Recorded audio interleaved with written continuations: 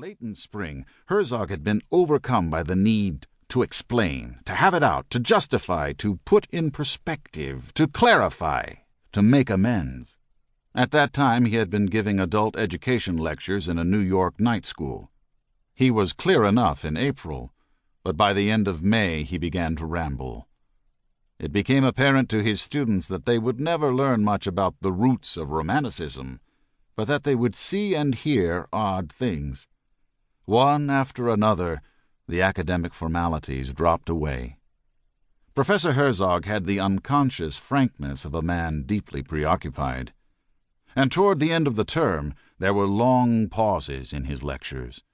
He would stop, muttering, "Excuse me," reaching inside his coat for his pen. The table creaking, he wrote on scraps of paper with a great pressure of eagerness in his hand. He was absorbed, his eyes darkly circled. His white face showed everything. Everything.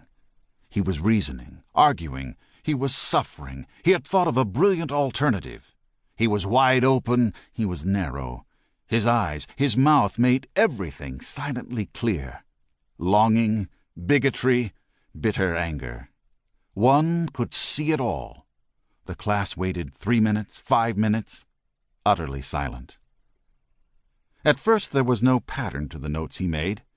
They were fragments, nonsense syllables, exclamations, twisted proverbs and quotations, or, in the Yiddish of his long-dead mother, Treppwörter, retorts that came too late when you were already on your way down the stairs. He wrote, for instance, "Death, die, live again, die again, live. No person, no death." And, "On the knees of your soul, might as well be useful, scrub the floor." Next, "Answer a fool according to his folly, lest he be wise in his own conceit. Answer not a fool according to his folly, lest thou be like unto him.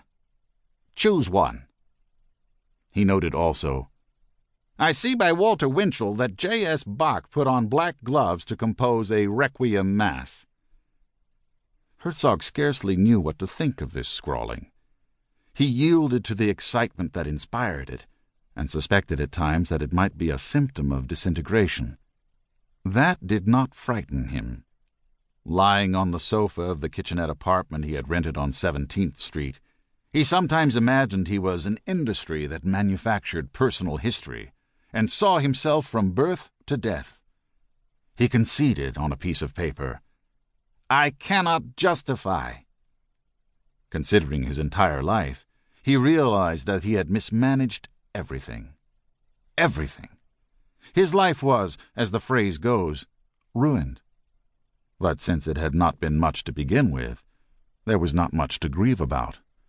Thinking, on the malodorous sofa, of the centuries, the 19th, the 16th, the 18th, he turned up from the last a saying that he liked.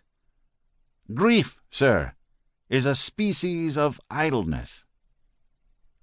He went on taking stock, lying face down on the sofa.